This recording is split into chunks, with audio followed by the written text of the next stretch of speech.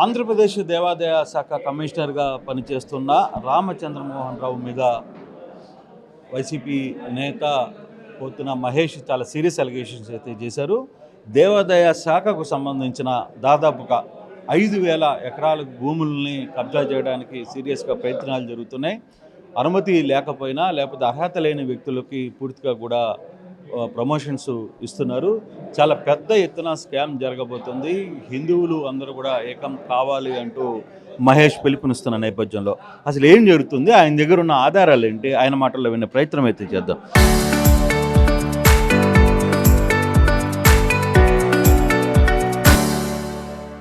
Sir, మీరు చాలా serious allegation చేస్తున్నారు దేవాదాయ కమిషనర్ మీద.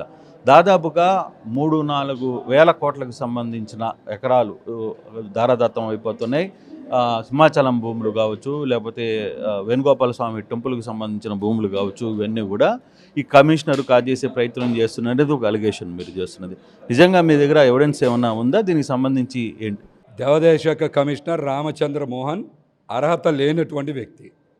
అతని మీద నేనుగా చెప్తుంది, గత వైసీపీ ప్రభుత్వం సింహాచలం కానీ, మాన్సాస్ ట్రస్ట్ కానీ, అన్నవరంలో కానీ 1000 ఎకరాల భూముల్ని దేవస్థానం ప్రాపర్టీ రిజిస్టర్ నుంచి తొలగించి అన్యాక్రాంతం చేసేటువంటి ప్రయత్నాలు చేయడంతో పాటు 1000 కోట్ల రూపాయలు హిందూ దేవాలయాలకి ఇతను నష్టం తీసుకొచ్చాడని, ప్రైవేటు వ్యక్తులకి దోచిపెట్టారని 3 మెన్ కమిటీ ఆధారాలతో సహా ప్రూవ్ చేయబట్టే అతన్ని సర్వీస్ నుంచి తొలగించారు.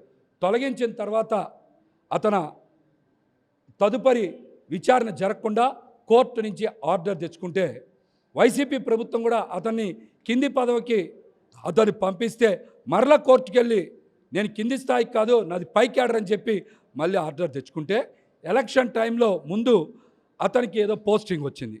తర్వాత కూడా తెలుగుదేశం పార్టీ 2024 నవంబర్ 14ను కూడా వైసీపీ ప్రభుత్వం ఎవరినైతే 3 మెన్ కమిటీ వేసిందో అదే కమిటీ ద్వారా రామచంద్ర మోహన్ని విచారణ చేయమని ఉత్తర్వులు ఇచ్చింది. ప్రతి దానికి ఆధారం ఉంది. అట్లాంటి విచారణకి ఆదేశించిన తర్వాత కూటమి ప్రభుత్వం రామచంద్ర మోహన్ గారిని ఎలాగా ఎండోమెంట్ కమిషనర్గా నియామకం చేసింది. అతనికి ఏం అర్హత ఉంది? అతను ఐఏఎస్ఆ, రిటైర్డ్ జడ్జా? పోనీ నీకున్న అడిషనల్ కమిషనర్ అర్హతతో నీకు ఆ పదవి రావచ్చు అనుకుందాం, కానీ నీ మీద ఎన్ని విచారణలు, ఎన్ని అవినీతి ఆరోపణలు, ఎన్నిసార్లు ఛార్జెస్ ప్రూవ్ అయినాయి. ఆఖరికి పంచదార స్కామ్లో కూడా 1 కోటి రూపాయలు మీ మీద ప్రూవ్ అయింది కదా. మీరు అన్నవరం క్వార్టర్స్లో ఉంటూ హెచ్ఆర్ఏ డ్రా చేశారని కూడా మీ మీద ఛార్జెస్ ఫైల్ అయినాయి కదా. అట్లాంటి మీరు ఎండోమెంట్ కమిషనర్గా అర్హత లేదు. మీరు అడిషనల్ కమిషనర్గా ఉంటే ఒక 6 నెలలు లేదా మరొక 6 నెలలు, సంవత్సరం ఉండగలరు. కానీ మీరు సంవత్సరం తర్వాత కూడా కొనసాగుతున్నారంటే మీకు రెడ్ బుక్ అండుందనో, చంద్రబాబు గారు అండుందనో, 1000 కోట్ల రూపాయల అవినీతి ప్రసాదాన్ని, 100 కోట్ల రూపాయల అవినీతి ప్రసాదాన్ని చంద్రబాబు గారికో, పవన్ కళ్యాణ్ గారికో, ఎండోమెంట్ ప్రిన్సిపల్ సెక్రటరీకో, మంత్రికో ఇస్తేనే కదా ఇది జరిగి ఉండాలి. మీ దగ్గరుండే ఏడీసీ 1, ఏడీసీ 2 పదవులను కూడా ఎందుకు భర్తీ చేయలా? అసలు మీరెవరో కోర్టులో త్రిబుల్8 జీవో మీద కంటెంప్ట్ నడుస్తుండగా 46 మంది గ్రేడ్ 1, గ్రేడ్ 2 ఆఫీసర్లకు ప్రమోషన్ ఎలా ఇస్తావు? డిపిసిలో అర్హత లేని చంద్రశేఖరరావు గారికి ఏ విధంగా అన్నవరం ఈవోగా ప్రమోషన్ ఇస్తావు? సుజాత గారికి డిపిసిలో లేరు, త్రిబుల్8 జీవోలో లేకపోయినా ఆమెకి ఏ విధంగా ప్రమోషన్ ఇస్తావు? చెప్పండి. ఇవన్నీ ఎలా చేస్తావు? సింహాచలం భూముల్లో 3,000 ఎకరాలు ప్రాపర్టీ రిజిస్టర్ నుంచే తొలగించారని 3 మెన్ కమిటీలో చాలా స్పష్టంగా ఉంది, ఆధారం ఉంది. ఈ గవర్నమెంట్ వచ్చాక తిరువూరులో జగన్మోహన్ స్వామి ఆలయానికి చెందిన 1000 ఎకరాలకి ఎన్ఓసి ఇవ్వలేదా? 50 ఎకరాలకో 60 ఎకరాలకో హైకోర్టు ఎన్ఓసి ఇవ్వమంటే 1000 ఎకరాలు ఇచ్చింది నిజమా కాదా? కాళహస్తిలో 200 ఎకరాలు ఈ రోజున అన్యాక్రాంతం చేయడానికి పత్రాలు సిద్ధం చేసుకుంటారన్నమాట, నిజమా కాదా? గొల్లపూడిలో కమిషనర్ కార్యాలయానికి ఎదురుగా ఉండే దగ్గర 15 ఎకరాల్ని అన్యాక్రాంతం చేయడానికి మీరు పత్రాలు సిద్ధం చేస్తుంది నిజమా కాదా? ఇవన్నీ ఆధారాలతోనే మాట్లాడుతూ ఉన్నాం. ఆధారాలతోనే మాట్లాడుతున్నాం. అంటే మీరు చెప్పబోయేది ఇవన్నీ ప్రైవేటు వ్యక్తులకి కట్టబెట్టే ప్రయత్నం జరుగుతోందంటారా, లేకపోతే ప్రభుత్వం ఆ స్థలాల్లో వేరే కల్పించాలి, వేరే నిర్మాణాలు చేయాలని ఒక ఆలోచనలో ఉంది? లేదు, ప్రభుత్వం ఎక్కడ కూడా ఇంతవరకు ఒక్క దగ్గర కూడా నిర్మాణం చేపట్ల. 6 ప్రధాన దేవాలయాల్లో ప్రైవేటు వ్యక్తులు హోటల్స్ నిర్మించుకోవడానికి 33 సంవత్సరాలు లీజు ప్రాతిపదికన ఇవ్వడానికి రంగం సిద్ధం చేశారు. అది హిందూ భక్తుల కోసమా, వ్యాపారం కోసమా? హిందూ దేవాలయాల భూముల్ని కాజేసే కుట్రలో భాగంగా, అది కూడా పట్టణ ప్రాంతాల్లో ఉండేటువంటి భూముల్ని కాజేసే కుట్రలో భాగంగా 33 సంవత్సరాలు లీజ్ ప్రాతిపదికన దేవుడు భూములు కొట్టేయాలనుకుంటే దేవుడికి సేవ చేయడమా, దేవుడికి క్షారం చేయడమా?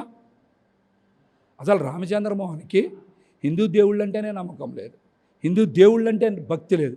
అందుకని ఇటువంటి పనులన్నీ చేస్తున్నారు. ఎక్కడ హిందూ దేవాలయాల అభివృద్ధి కోసం కాదు, హిందూ దేవాలయాల భూముల్ని కాజేయడానికే చంద్రబాబు గారి కూటమి ప్రభుత్వం పనిచేస్తుంది. ఈ మాట నేను చెప్పలా, భారతీయ జనతా పార్టీ కూడా చెప్పింది. 150,000 ఎకరాల భూముల్ని ప్రైవేటు వ్యక్తులకి అన్యాక్రాంతం చేస్తే ఊరుకోం చంద్రబాబు నాయుడు గారని భారతీయ జనతా పార్టీ మార్చి 31, 2026న అన్ని కలెక్టర్ కార్యాలయాల్లో వినతిపత్రం ఇచ్చిన మాట నిజమా కాదా చెప్పమనండి. నేను మాట్లాడిన మాటల్లో అంటే ఇక్కడ ఒక వైసీపీ నేతగా మీరు మాట్లాడితే అది పొలిటికల్ ఏజెంట్ అవుతుంది. కానీ ఇక్కడ భూములు, దేవాదాయ శాఖకు సంబంధించిన భూముల్ని రక్షించాలని కోరుకుంటే అది ఒక లైన్ తీసుకున్నట్టుగా అవుతుంది. ఏ లైన్లో మీరు ముందుకెళ్ళిపోతున్నారు? నేను వైసీపీ నాయకుడిగా, గుంటూరు జిల్లా పార్లమెంట్ అబ్జర్వర్గా ఉన్నా, జగన్మోహన్ రెడ్డి గారి లాగా మీరు హిందూ దేవాలయాలను ఏమైనా కాపాడారా, హిందూ దేవాలయాలను ఏమైనా అభివృద్ధి చేశారా? అమ్మవారి గుడికి 70 కోట్లు ఇచ్చిన మాట వాస్తవమా కాదా? జగన్మోహన్ రెడ్డి గారు అన్నవరం, సింహాచలం, మాన్సాస్ ట్రస్ట్ భూముల్ని కాపాడిందే వైఎస్ జగన్మోహన్ రెడ్డి గారు.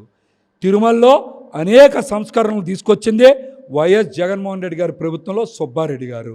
ఇవన్నీ వాస్తవం కదా. శ్రీవాణి ట్రస్ట్ పెట్టింది ఎవరు?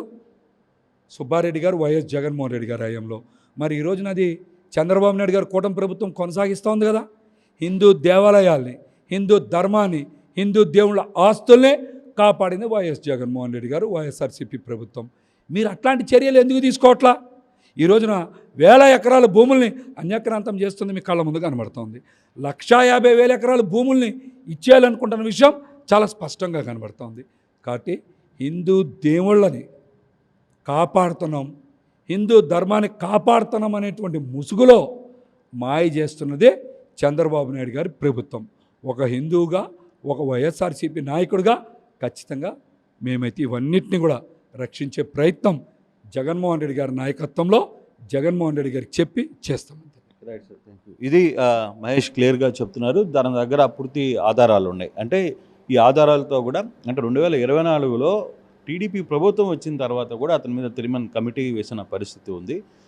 మిగతా దేవాలయాలకు సంబంధించిన భూములు కూడా అన్యాక్రాంతం అవుతున్న పరిస్థితి ఉంది. బీజేపీ కూడా నేరుగా కలెక్టర్ల దగ్గరికి వెళ్ళి ఈ నెల మార్చి 30న వాళ్ళందరూ కూడా వెళ్ళి 1.5 ఎకరాలు దోపిడీకి గురవుతున్నాయి, కాపాడమని కూడా చెప్పారు. నేను ఒక పార్టీ నాయకుడిగా అయినప్పటికీ కూడా ఒక హిందువుగా దేవాలయ భూముల్ని పరిరక్షించడానికి కోసమే ఈ పోరాటం చేస్తున్నానని చెప్తున్న పరిస్థితి. Total studio.